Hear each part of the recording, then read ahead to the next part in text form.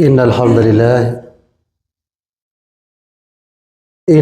لله نحمده ونستعينه ونستغفره ونستهديه ونتوب إليه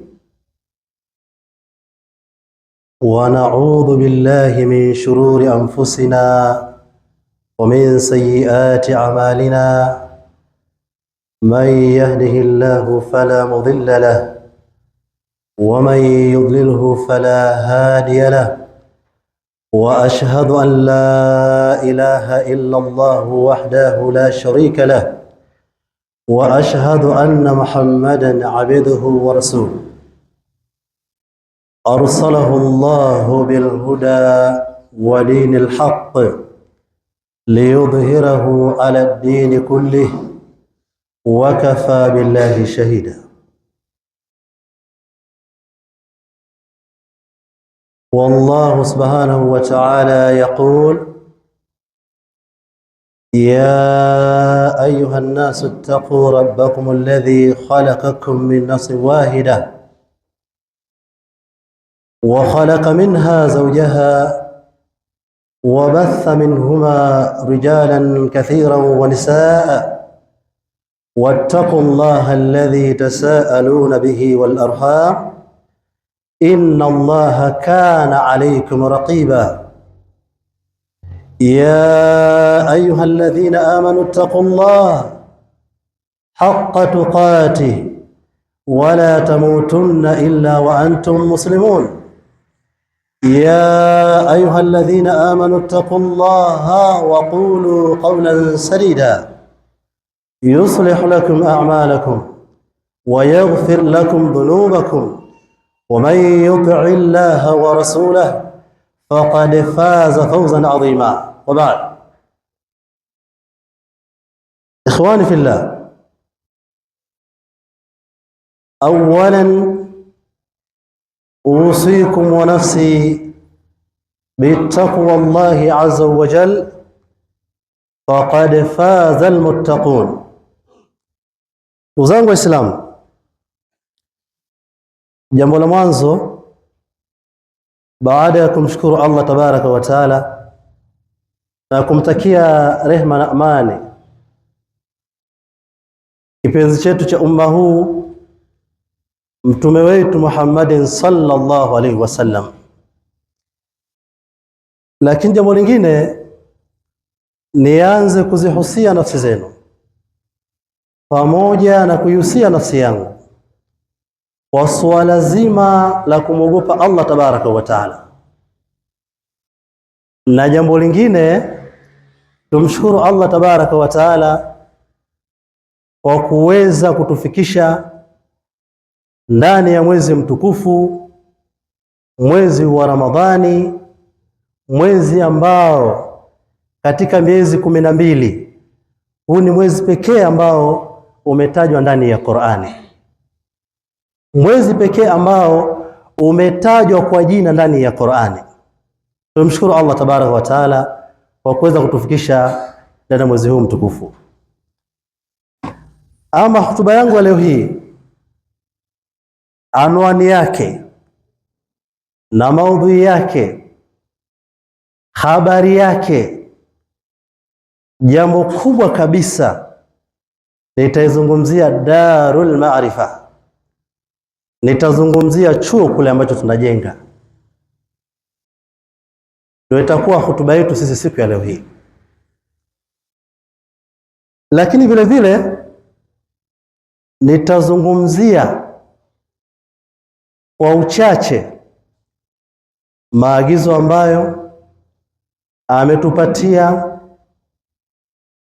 kiongozi wa Uislamu katika nchi hii, mufti wetu wa Tanzania Dr.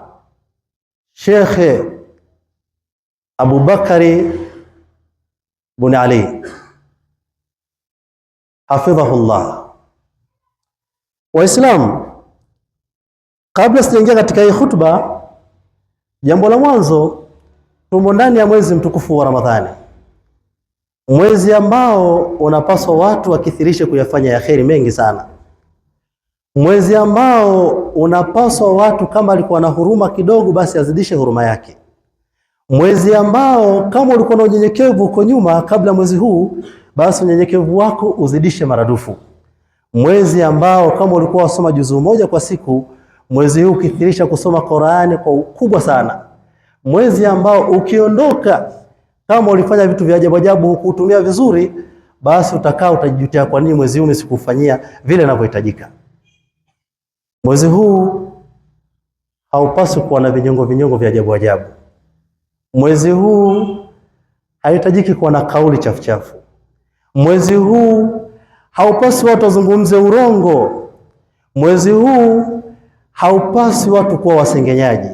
Mwezi huu hautaki watu kuwa wazinifu.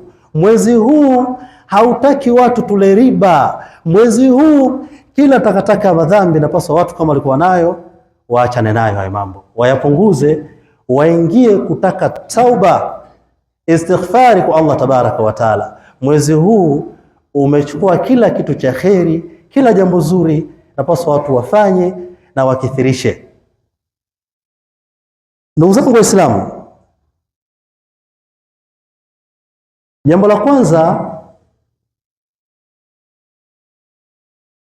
tumetoka kumshukuru Allah tabaraka wa taala, tukamtakia swala na amani penzi wetu Muhammad sallallahu alaihi wasallam. Jambo la pili, tuweze kumshukuru mufti wetu wa Tanzania, kiongozi wetu wa Waislamu wote. Mufti wetu sisi sio mufti wa BAKWATA, bali ni mufti wa Waislamu wote Tanzania. Utake na ustake, huyu ndio kiongozi wetu sisi, na tumwombee sana dua mufti wetu wa Tanzania kwa mengi mazuri ambayo anayafanya, kwa vitu vingi vyenye mvuto ambao wanavifanya. Tumwombee dua, Allah ampe umri mrefu, ampe afya njema, aendelee kumpa nuru, ampe hekima nyingi alizokuwa nazo na amzidishie, ili mambo ya dini yetu yaweze kwenda vizuri zaidi. Baada ya hapo, naingia katika mradi wetu wa Darul Maarifa. Waislamu, mradi wa Darul Maarifa ni mradi ambao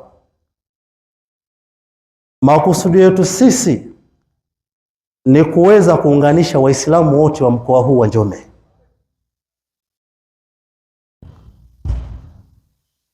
Ni mradi ambao unatarajia mradi huu wachukua Waislamu wote ambao walikuwa wanapata dhiki ya kusoma elimu ya dini, basi kupitia mradi huu iwe ni sehemu ya kuwakomboa Waislamu ambao walikuwa sehemu ya kusomea dini hawana.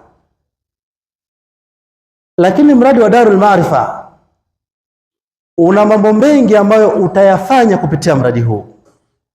Jambo la kwanza, tunajenga kule ile madrasa ambayo itaanza elimu ya idadi ya msingi, itaingia mutawasita, itafika mpaka thanawe, kwa maana elimu ya form 6 ya dini. Ndio ile ambayo tunaanza kujenga kule. Baada ya hapo, kupitia mradi huu tutaweza kujenga maeneo tunayo kupitia Darul Maarifa, tuweze kujenga. Mufti katuambia jengeni VETA, kwa tugea maagizo tukiwa na shekhi wa wilaya. Kupitia Darul Maarifa tutatengeneza VETA na shule ya msingi kwa masomo ya kawaida.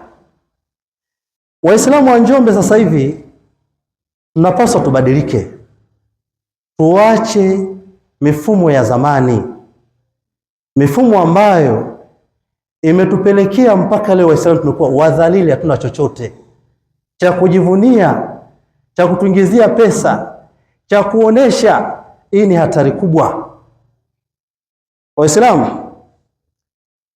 Hili ni jambo la kheri nimewaletea. Ndani ya suratu Al-Hijr,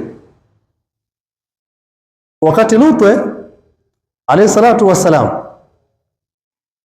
anawakataza watu wake matendo mabaya, na anawaongoza watu wake wayafanye mazuri. Aliwaambia kauli moja nzuri sana ya kishujaa, akasema, alaisa minkum rajulun rashid, anaambia nyi watu wangu, yanafanyika maovu, matendo mabaya, tabia chafu, hakuna katika nyinyi mtu shujaa mwenye uelewa, mwenye kuongoza katika nyinyi. Akamwambia wenzake, jamani, tabia hii ambayo tunafanya sio nzuri, acheni. Hayupo? Hayupo? Jamani, aya hii nimeisoma kwa sababu itaendana na kitu ambacho nakizungumza. Darul Maarifa ni mradi mkubwa sana. Ule mradi wetu sisi pale, bajeti yake ni milioni 215. Ule mradi wetu sisi. Kuna mtu akasema atatujengea Darul Maarifa, ametoa kauli yake ya kuchukua hata dakika 5 akaanza kutekeleza. Na siri ya mjengaji, alianza kutuma pesa ya ujenzi kabla sisi hata jiwe moja tujapeleka pale. Kasemekana ule mradi ajengi mdhamini, ule mradi mjengaji ni Yusufu. Pesa zake za chuo kule alizokuwa anapata kule Moroko, alikuwa anachukua zile pesa anawatumia watu wajenge Darul Maarifa. Aliyesema hivi nasema kwa dhati, ndani ya Ramadhani nimemsamehe, hajui alitendalo. Ule mradi wa Islamu mjengaji yupo, na shekhi wa wilaya atabainisha. Mufti kamwambia, nimemwambia mfadhili akajenge Darul Maarifa Njombe. Aliambia mwenye shekhi wa wilaya, akiwemo mwenyekiti wa BAKWATA Tanzania mzima halmashauri Sheikh Mataka, akiwemo katibu wa baraza Tanzania mzima Sheikh Nuhu Mruma, aliambia Sheikh Dinga mbele yake. Na mfadhili kasema ndani ya Ramadhani ataanza kujenga. Alipumzika kidogo. Lakini mimi sina uwezo wa kujenga Darul Maarifa pale. Milioni 215 ni pesa nyingi sana Waislamu. Hata kushika milioni 100 kwa pamoja, hata 50 kwa pamoja siwezi kushika mimi. Hata 20 kwa pamoja sijashika. Nije ni wadai Waislamu, kuna mradi unaendelea hapa, kuna mdhamini, alafu kumbe ni mimi mwenyewe. Ule mradi sasa imekula milioni kama 32. Ulipofikia pale, ugia maximum ya chuoni kweli kwa nakaa mimi, ile pesa ifike hata milioni 10. Sasa zingine kwa napata wapi hizo pesa za kujengea? Kwa hiyo haya mambo tunaikana sawa. Yanapokuja maendeleo katika Uislamu, Waislamu wote tuwe kitu kimoja, kisha maendeleo yetu yanasimama vizuri. Na si mtu anakuja kuwaongoza tufanye kitu fulani, mnaanzisha vigenge vya kigenge cha kahawa, cha kashata, cha biskuti. Haifai, ni tapeli, inakuwa haiko sawa. Tuna haki sisi wote kulinda mradi wa Darul Maarifa, kwa sababu ni mradi ambao utatutoa katika ujinga, utatutoa chini tulipo, utatupandisha juu. Waislamu, ile ni nyumba ambayo itapatikana kila aina ya elimu, maarifa mengi yatapatikana. Sasa kwa nini tunakuwa hataki kuelewa kitu ambacho kinaendelea pale? Waislamu, tukajaribu sisi kuwashirikisha baadhi ya watu katika ule mradi wetu sisi waliomo ndani ya huu mkoa na wilaya hii, lakini kwa bahati mbaya au nzuri, wakawa wanapita watu wanaandika maneno kwamba ule mradi ni wa kitapeli, msichangie. Mmeiona hiyo? Tunafuata watu. Unajua kupatikana kwa mfadhili haikatazi mtu kuchangia kwenye ule mradi, kutoa sadaka yake hakatazwi. Kwanza utakuwa unachekesha Muislamu. Mfadhili amekuletea mradi, umekaa tu kaganda kama sanamu, mfadhili atajenga. Wewe kwani una haki kupata thawabu? Hautaki thawabu wewe? Hautaki pepo ya Allah? Hautaki ridha za Allah? Hautaki? Wakaandika vikaratasi vimejaa hapo ndani, akapelekewa viongozi ambao tuliofuata sisi, usichangiwe mradi ambao Yusufu anaujenga kwa sababu mfadhili katoa milioni 200 amekula. Vikaratasi viko hapo vingi sana vilichapishwa. Basi kwa masikitisho makubwa, Ukizungumza maneno kama haya utasikia leo Yusufu ametukana sana. Ukiangalia anaelezea hali ya mazingira iliyopo. Mimi nafahamu matatizo ya tusi kuliko hata wewe ambaye hujasoma. Ninafahamu changamoto ya tusi kuliko hata wewe. Na maana nikiongea mimi tusi nalikwepa mbali sana. Sasa Waislamu, mradi wetu sisi kwenye kumi hili tuliopo la pili, Allah akipenda utaanza kujengwa. Utajengwa vizuri na utaendelea. Na sifichi, baada ya hapo kwa uwezo wa Allah tabaraka wa taala, eneo letu la hapo hilo la baraza hilo la hapo hilo la miaka mingi, tutajadiliana Waislamu wote tujenge shule ya msingi au VETA. Eneo ni la kwetu, tuzungumze kwa kuchaficha hilo.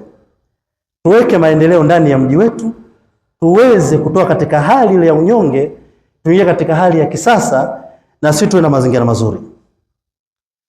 Kama ulifuatilia juzi Mwanza kule, mzee alienda kufungua miradi kule Mwanza, mufti. Kama Muislamu una imani na unaona vizuri, ukiutizama ule mradi jinsi ulivyo, wallahi utatokwa na machozi kwa kuwa na uchungu. Vitu vikubwa ambao wanafanya watu wa Mwanza, wameshikamana wakazindua vitu vikubwa ambavyo mufti mwenyewe kwa kupenda kwake akakata tiketi ya ndege kwa pesa yake, kwa namna ambao wanapenda maendeleo. Wewe mpaka leo na nini? Mwakaa msikitini mwayumbayumba kwa kutaka mgombanie, amekula shilingi 50,000, 60,000, 30,000. Itasaidia nini? Itasaidia nini? Mwapata tabu bure. Haitajiki kitu kama hicho. Kinachohitajika watu wafanye vitu vya msingi. Hata kama akija mtu ambaye sio Muislamu kwenye msikiti huu, hata kama sio Muislamu, akaja kumuona imamu na shekhi wa wilaya, labda nina milioni 100 nataka niwajengee jengo fulani, mtamkimbiza? Mtamfukuza? Hapana. Mtamshika mkono, umekuja kutujengea eneo ili hapa, jenga. Sasa mimi Muislamu au nimeleta jengo mnanipigia vita. Makusudi yake ni nini? Waislamu, huu ni wakati wa kubadilika. Watu wafanye leo kwa mazuri. Nilitoa mfano siku moja. Ukienda jengo la Mkombozi pale kwenye ile benki ya Mkombozi, wenyewe wa Mkombozi ni watu wa makanisani wale wale. Kwa mwezi wanalipa milioni 14 au 12 kwa mwezi, wanalipia pale yale majengo ya Mkombozi. Wewe huumii kitu kama hicho? Nenda CRDB hapo kaulizie. Kwa mwezi wanalipa shilingi ngapi miradi ya kanisa ile? Ya kikanisa. Nionyesheni mradi wa kuingiza milioni 2 kwa mwezi Waislamu kama mnao hapa. Uko wapi? Maeneo mnayo mengi, maeneo mmeyauza, mmeyagawagawa, mkapeana, wala hamuzungumzi hayo. Nyewe mko bize mnazunguka, Yusufu asijenge, asimalize pale, asijenge. Itasaidia nini? Itasaidia nini? Watu wametoa maeneo ya wakasema Waislamu baadaye jengeni kitu fulani. Nyewe mmekaa mkauza maeneo. Waqad khaba man hamala dhulma, hakika amepata hasara kwa mwenye kubeba dhulma.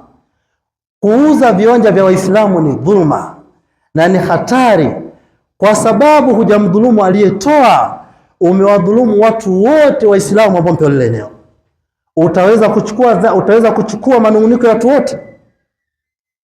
Waislamu, fanyeni maendeleo, fanyeni vitu vizuri, mubadilike, tokeni mulipo lala, ondokeni, muamke, mubuni miradi mizuri ambayo itawapa future katika maisha yenu.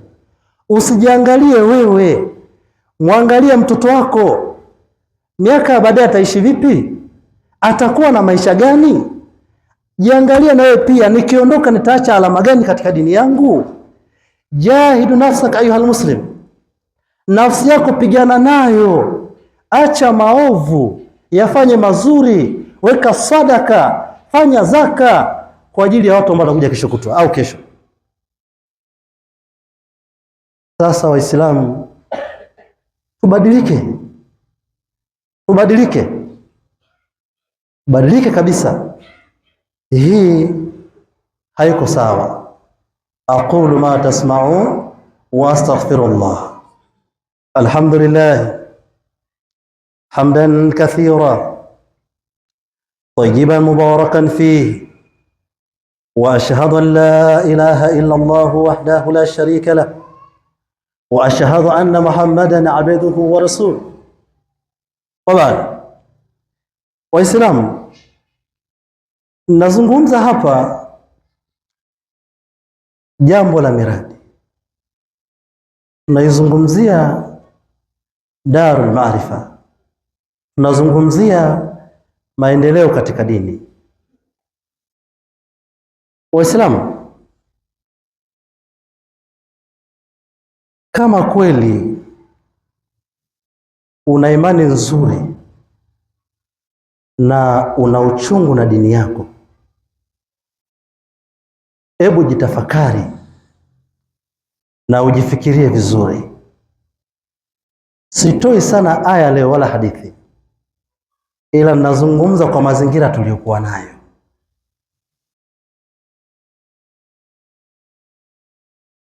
Uislamu Njombe umeingia miaka mingi tu, na ushahidi kwa sababu nilikuwa Mdandu pale. Niliwahi kuswali, nimefanya huduma pale kwenye msikiti mmoja kwa mwaka 1958. Msikiti ule mkongwe wa Mdandu pale. Kwa maana Uislamu umeingia miaka mingi ndani ya Njombe. Waislamu, kitu chenye thamani tulichokuwa nacho sisi ndani ya Njombe yetu ni huu msikiti, ndio jengo ambalo lina hadhi ndani ya Njombe. Ni msikiti peke yake. Tuna kitu kingine ambacho kina hadhi zaidi ya huu msikiti? Hatuna. Hali hii munairidhia na kuipenda? Mwataka muendelee kubaki hivi mulivyo? Mnataka muendelee kuishi katika utaratibu huu mliokuwa nao? Tunachekwa, tuna watu tunachekwa tu. Waislamu ndivyo walivyo hivi, ndio maisha yao haya. Hizi kauli ni nzuri kwa upande wetu sisi? Kazi yenu ni migogoro tu. Hizi kauli ni mbaya sana katika dini. Kuna mshairi mmoja aliandika shairi moja zuri sana, lakini ile shairi, kuna msomaji wa Qur'an ndani ya Kuwaiti anaitwa Ahmadi An-Nufais, alisema salamun salamu kamiskil khitam. Maneno haya ni mazuri sana kwa Waislamu. Inapaswa wawe na amani, amani kama harufu ya miski ilivyokuwa nzuri. Salamun salam kamiskil khitam, maneno mazuri sana. Tuilinde amani, tulinde utulivu, tulinde umoja, ili miradi yetu mingi iweze kuendelea mbele. Nimeyazungumza ya kawaida sana mazuri. Tushikamane, tuungane, tuwe kitu kimoja, tuweze kufanya maendeleo makubwa sana. Wallahi mimi najisikia vibaya sana. Mara mwisho nimeenda Korogwe, nimeenda kuonana na mzee na mufti. Wallahi nilimwambia ndani ya mwezi wa Ramadhani, akamwambia mzee, mimi Njombe nimepashindwa. Mimi Njombe sipawezi, nimepashindwa. Akanitolea kisa, akamwambia Yusuf, njoo kae hapa. Akaniambia usishindwe uka Njombe, ukiwakimbia nisomee Qur'ani.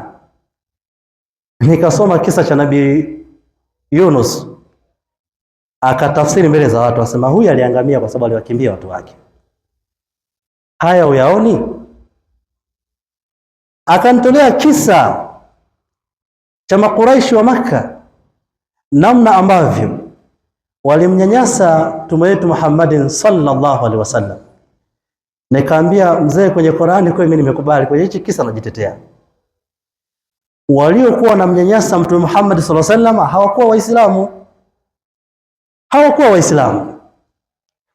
walikuwa ni watu ambao sio Waislamu na dini hawaitaki, lakini watu ambao wananyanyasa Njombe ni watu ambao umewachagua wewe mwenyewe. Unaona tofauti wake hapo? Akacheka sana. Mufti ana upeo mkubwa sana. Kacheka kaniambia, unatakaje? Nikamwambia nataka kadha kadha kadha kadha. Lakini kipindi hicho nilimpelekea taarifa ya kutolewa kibao ambacho mufti wa Tanzania amekiweka. Hatuna adabu na viongozi wetu wa dini sisi Waislamu. Mufti wa Tanzania alikuja ndani ya Njombe kwa ziara za kusini. Ujio wake yeye alinipigia simu nikiwa Moroko, asema, Yusufu, naonaje nikienda kule Njombe nikaweke jiwe la msingi uzinduzi wa ujenzi ndani ya Darul Maarifa? Nikamwambia nenda mzee, hakuna shida. Wallahi thumma wallahi alinipigia simu. Nikampigia simu shehe wa wilaya. Mimi shehe wa wilaya ni kama baba yangu, na hata juzi kakabidhiwa na familia yangu kama tunakupa huyu ni kama mtoto wako. Kama ni mwongo atasema mwenyewe. Basi unatakaje? Mimi nikamwambia ninachotaka kwanza, mtu kadha na kadha sitaki nimuone kwenye baraza, ndio nitaenda kuishi Njombe. Kwa simu akapiga kwamba mtu fulani, simama kwanza kwa muda, acha ujenzi uendelee. Sio najisifia, kwa sababu hapa watu walikuwa wanazuia maendeleo yasisonge. Waislamu,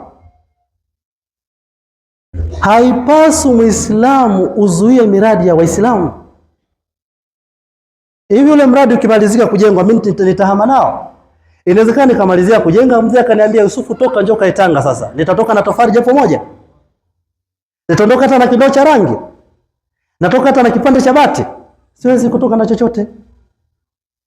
Nitawachia nyewe muendelee nayo. Waislamu, hilo jambo la kwanza. Akanitekelezea, nikamshukuru. Jambo la pili, nikamwambia, babu, nina ombi kubwa sana. Naomba umlinde sana shekhi wa wilaya. Umlinde sana. Utaletewa makorokoro mengi sana ya kuweza kuondolewa shekhi wa wilaya. Usiyasikilize. Mpe nguvu shekhi wa wilaya. Akasema sawa. Akaongea na shekhi wa wilaya, akamwambia, mimi niko pamoja na wewe, endelea na harakati zako. So kwamba hana makosa. Ana makosa kibinadamu, unaweza ukaanea ukamwambia, kama ambao makosa ninayo mimi hapa pia. Ninakosea, utaniita, nitajirekebisha. Ombi langu Waislamu, muungeni mkono kwa asilimia kubwa shekhi wa wilaya Sheikh Shabani Dinga, hafidhahullah, Allah muhifadhi. Muungeni mkono, kwa sababu unapompa jambo la maendeleo anakuwa mstari wa mbele kulifuata lile jambo. Ili niwaambie kwamba Sheikh Dinga ni mtu mzuri sana, ni muhimu kwa nilivyomwona mimi. Juzi alikuja hapa na mambo yake binafsi. Angalieni binadamu aliotumia. Nikamwambia tunatoka Dar es Salaam sasa hivi twende Dar es Salaam, mzee ametuita. Asa mwanangu, tumekwambia twende na kuomba, alitoka muda ule ule. Kwa kumwambia mimi mtoto wake ambaye niko naye. Ninawaomba Waislamu, ndani ya mwezi mtukufu wa Ramadhani, nimesoma ndani ya sehemu tukufu, muungeni mkono sana shekhi wa wilaya Dinga. Amepambana sana mpaka ule mradi wa pale ukawekwa jiwe la msingi, yani jiwe la kujengwa pale mradi. Amepambana kwa asilimia zote. Hotuba yangu nisirefushe, nimalizie kwa kusema tushikamane, tuwe kitu kimoja, tupendane, tusalimiane, tusaidiane, tuhurumiane. Ndio sifa za maswahaba zilikuwa ruhamaa bainahum, walikuwa wanahurumiana wa kila jambo, walikuwa wanyenyekevu wa kila jambo. Na sisi tuishi katika maisha kama haya, lakini kubwa zaidi tushikamane na Sheikh Shabani Dinga, shekhi wa wilaya hii. Miradi yetu mingi penda kufanyia kazi. Lakini jambo la mwisho kumalizia hotuba yangu, tuna eneo letu la Darul Maarifa liko Mji Mwema kule stendi. Mufti alimwagiza Sheikh Musa bin Hamad, toa oda, mtu aliyopo msikitini kama anazuia daru isijengwe aondoke. Zikaletwa barua nyingi sana za kumuondoa mtu ambaye anafanya fujo kwenye misikiti. Pia watu wakampinga mufti. Ofisi yetu sisi watu wa Darul Maarifa kubwa kabisa iko ndani ya Mji Mwema pale kwenye msikiti wetu mpya, na kuanzia wiki ijayo inshallah au siku yote kuanzia leo inapaswa tukachukua ofisi yetu, walengo wanapokuja wageni kutusaidia kwenye ofisi yetu waje msikitini waangalie mazingira, waangalie kila kitu.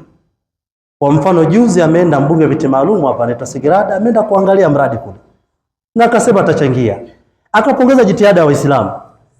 Sasa huyu mbunge sio Muislamu, amepongeza na amefurahi na akasema ataleta atakacholeta. Wewe Muislamu mzima umezaliwa katika Uislamu mwanzo mpaka mwisho, haufanyi chochote. Waislamu, mbunge wetu pia tulikuwa naye wa Njombe hapa, tutakuja kumzungumzia kwa upana. Amesema natoa simenti mfuko mingi sana, ametuma katibu wake akaenda kuchunguza mradi akasema nitatoa. Yaani watu ambao sio Waislamu wana wivu na maendeleo. Wewe ambao ni Muislamu unasema huyu dogo asijenge, huyu akijenga atachukua madaraka yangu mimi. Madaraka yako mimi na haja na wewe. Ninachotaka watu wafanye mipango mizuri, tuwe na maendeleo mazuri. Huo ndio Uislamu. Tunaona nzuri Uislamu. Tunataka mipango. Ona msikiti wetu hapa, tangu wale wazee wametuachia madirisha walipojenga yako vile vile. Wewe niwekeni aluminium ndo maendeleo. Utoeni wekeni madirisha ya kisasa. Lakini sasa hivi sisi tunataka tufanye vitu vizuri. Hii rangi imeshakaa hii. Iangalieni rangi ilivyo. Ramadhani, tafuteni pesa. Toeni rangi, wekeni ya kisasa, boresheni misikiti. Hayo ndo maendeleo. Haya, umeboresha kitu gani Muislamu? Sheikh Dinga akiomba maendeleo, Dinga amekula shamba ekari 12 za miti. Dinga kazi yake alisema mufti ananunua cheo. Mufti anunui cheo cha mtu. Mufti ni tajiri mkubwa sana. Hakuna mwenye uwezo Njombe kumpa pesa mufti ya kununua cheo. Mufti ni bilionea, sio milionea. Uwezo ukampa pesa kununua cheo mufti, eti umpe 500,000. 500,000 mufti si anagawa dakika moja hapo, panagawa watu 10 anaondoka zake, wala ifikiri. Mufti utampa pesa kununua cheo wewe? Au ni mufti mnamjua kwenye magazeti hizi? Tuulize sisi ambao tumeishi naye miaka ya nyuma. Mufti alishakuwa na pesa kabla hajawa mufti wa Tanzania. Alishakuwa na pesa kabla hajawa mufti wa Tanzania. Alishakuwa na mabasi mengi kabla hajawa mufti wa Tanzania. Ana nyumba zake nyingi Kinondoni, anawagawia ndugu zake ishi tu. Yani ukiwa mgeni umetoka Tanga una pa kukaa, una nyumba rasmi unakaa tu za mufti bure mpaka upate maisha yako. Kwa mpeleke 50,000 mufti umpe cheo kwa 50,000. Acheni kudhalilisha wazee wa watu. Kwa hiyo anazungumza mwendo makini nayo. Kwa hiyo kinachohitajika tuwe na adabu, tuwe na heshima, tumheshimu kiongozi wetu wa juu. Serikali na muamini. Juzi alienda kupeleka rambirambi kwa Pengo, sio alipa Pengo. Kipindi hicho katibu wa Katoliki Tanzania mzima alikuwa yuko mbali na gari yake. Akaambiwa na usalama mufti anakuja. Alipanda bodaboda kwa kumheshimu mufti, aliacha V8 akapanda bodaboda kwenda kumpokea mufti wa Tanzania. Walijaa pale viongozi wetu wakubwa kwa kupiga magoti na nyenyekea. Wewe Muislamu mufti anakuambia fanya kitu fulani, wanasema mimi Njombe ni mwenyeji najua kila kitu. Msilazimishe viongozi. Mufti sio mtu mdogo. Mufti anapoenda Saudia kufanya mambo ya kidini, ufalme unakaa, viongozi wanakaa, media zinakuwa pale zinampokea. Mliona juzi anapoenda Kuwait na kwa ni hivyo hivyo anaheshimika. Haya wewe anakuja hapa kumpokea vizuri mufti hauwezi, unamchukulia poa tu. Anachosema mufti kifanyiwe kazi. Mufti ametubariki kwa miradi ya Darul Maarifa. Tufanye miradi, tuache kelele, tuache porojo, mipango iwe mizuri. Ombi langu la mwisho, nikimaliza hapa kuzungumza, ujenzi kule utaendelea. Ile ardhi imechakaa sana. Nimeenda leo asubuhi kwa ajili ya daru. Nataka pakisha malizika pale baadaye, nataka watu kadhaa, mlimaji yupo pale, watafute pesa wakalime tu ili ujenzi wiki ijayo uanze kuendelea. اللهم ربنا آتنا في الدنيا حسنة في الآخرة حسنة وقنا عذاب النار ربنا اصرف عنا عذاب جهنم إن عذابها كان غراما ربنا اغفر للمؤمنين والمؤمنات والمسلمين والمسلمات الأحياء منهم والأموات برحمتك يا أرحم الراحمين. أقم الصلاة.